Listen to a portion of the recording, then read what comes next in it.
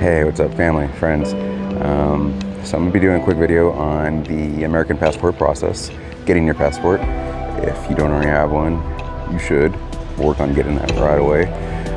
Here, Siem Reap, Cambodia, Kingdom Fight Gym, just hanging out, doing my thing. So, yeah, this right here, passport. It's backwards right now, but freedom.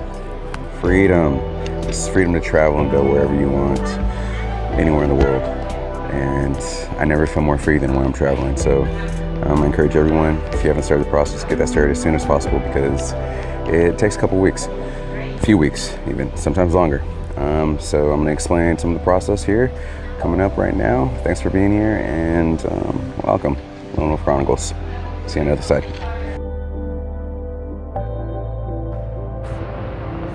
All right, hey, what's up, family, friends, and my internet peeps. Anyways, I just want to go ahead and do a quick video detailing for my U.S. Friends and family all about getting your passport and kind of the visa process for other countries. So you need a passport if you want to travel. So that's why I definitely want to do this video, to kind of give some information. You're probably hearing the background right now. I'm doing some training over here at Kingdom Fight Gym in Siem Reap, Cambodia. Not a bad office space. And yeah, I've just been doing some research, and I wanted to go ahead and detail the information in regards to getting your passport in the U.S. So a lot of my friends and family that want to travel, they want to visit other countries and such, but they don't have a passport, and that's an issue. So I want to kind of help out with that. Basically, your best resource to go to, I'm pretty much just reading directly off the website, so you should go here. It's going to be travel.state.gov. I'll go ahead and try to put that in the description of this video. So anyways, you're going to want to get this done as soon as possible. I mean, having a passport, to me, that's freedom.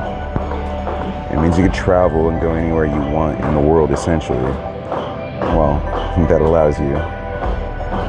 So first off, basically, you're going to need a form. There's one form called DS-11. Of course, it's the U.S. bureaucracy, always a form. It's a paper form. You got to fill it out. There's no online process currently to get your passport, so you're going to have to go ahead and do it all old school style, manual. Write in your name and all that information. So fill out the form. I'll see if I can actually get a picture of the form for you guys and show it to you so you know what I'm talking about. As long as you're over 16 years old, this is the form for you. You are going to need some evidence of citizenship. That means your birth certificate. And just go ahead, birth certificate, certificate of naturalization, certificate of citizenship. You're going to need one of these things to apply for your passport. So as long as you got one of those things, you can get this form, and you're going to have to get a photocopy of your birth certificate or whatever certification you have for your citizenship to show that you are a citizen of the U.S. And like I said, you can get a photocopy for that. You are going to need one of the following identifications. So identifications includes everything from a valid or expired U.S. passport, if you already had a passport before in the past. A driver's license, fully valid though, it has to be valid. And it has to have your photo on the driver's license. A certificate of naturalization, I'm not quite sure what that is. Certificate of citizenship, I'm guessing that's a green card. Government employee ID, so if you work for the government. Me, I used to work for the IRS. I don't tell that to people. U.S. or military ID, a current or even a foreign passport. Basically, they need an ID from you, just to see that you are who you say you are. And a U.S. permanent resident card. Actually, that's the green card. Trusted Traveler's ID. I'm not quite sure what that is. Apparently there's some traveler IDs called Global Entry, Fast, Century, and Nexus cards.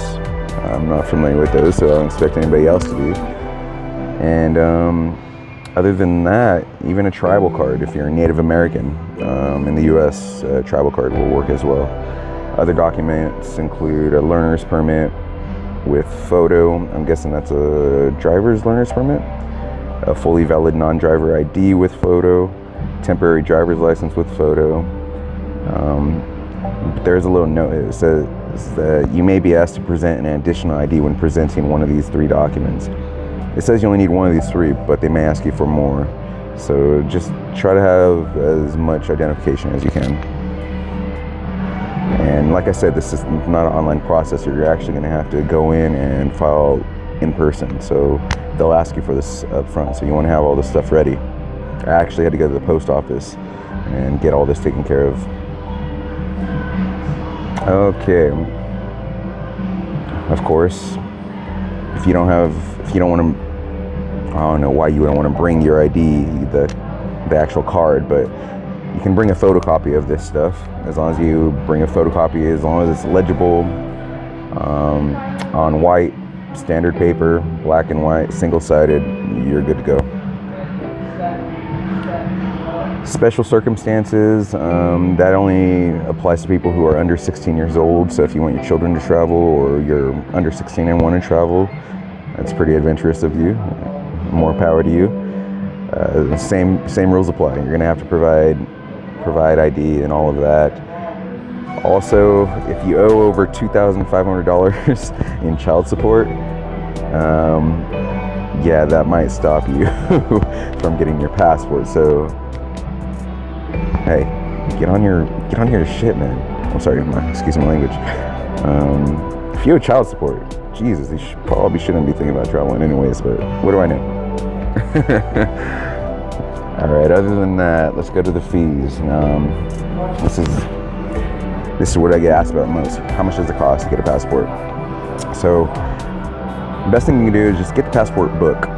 They have an option of getting the passport card or the passport book and card. The card is just a simple version of the passport. So, here's the passport. Basically, it has all your information. There's my picture. And this applies to everything. This allows you to travel between countries, and you don't need a passport card. They might, if you go to an agency, because you could do your passport process through a travel agency, it's going to charge you extra, but it might be faster. Well, it will be faster.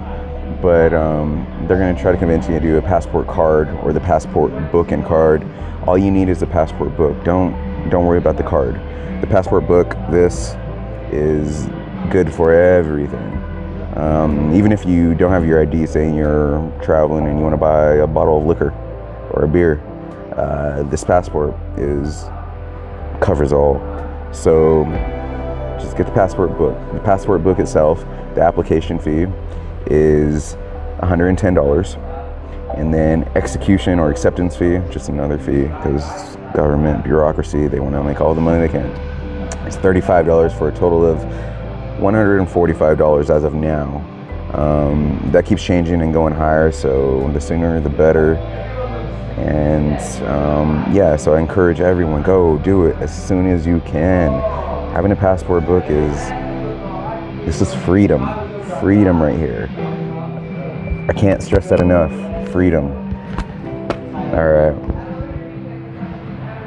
After that, you're just gonna submit your complete application. After you complete the application, you provide your photo ID, you provide photocopies of that photo ID. You gotta submit the completed application. There are passport acceptance facilities. If you go to like I said, the website travel.state.gov, they have all the passport acceptance facilities, and as well as places where you can apply in person through an agency, or if you're in a hurry, there's even an expedited process. The expedited process is a little bit more expensive, Each agency varies, and each process varies in price, but if you're trying to travel soon, quick, within a couple of weeks or so, you might want to do the expedited process. They can speed that up. Just go to travel.state.gov. They'll provide you with information and what you need to know to get it all figured out as soon as possible. You will need to provide a photo of yourself as well. It's a photo where you can get a picture of yourself. It just needs to be in a 2 inches by 2 inches form, so a little square, and it has to be your full face, no hat. Oh man, look at my hair. And you just get that little picture, you submit that with your application. There'll be a little spot for you to tape that there, and that's going to be your passport photo. So I know I did my passport photo at like Walgreens or Rite Aid or something like that. They just took my photo and they provided me with a little picture. I taped that picture onto my application, and that was that. Submitted it, paid the fees, and for me it was about 4 weeks. It took about 4 weeks for my process to get completed. So for you it might be sooner than that, but hey, it's never too early to get started. So I encourage everyone, get going as soon as possible. Get your passport.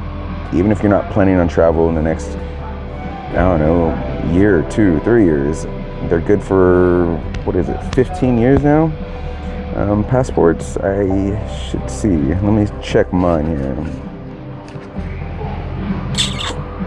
So mine is valid from May 6, 2011 to May 5th, 2021. So that is 10 years. 10 years. So just get it. Get your passport. It'll benefit you more than you realize. It's freedom, like I said, freedom. And I never feel more free than when I travel. When I'm traveling out here, just doing whatever I want, it's the best feeling ever. Be careful, it can get a little addicting. All right. Thanks for watching, and hopefully this was informational. Hopefully I can help a couple of you out. If you have any questions, go ahead and shoot me an email. I'm still providing my personal email, but in the future I'm gonna have to switch that as I get more emails, but for now, it's okay. Thanks for watching, and I will see you guys on the next video. See you on the other side.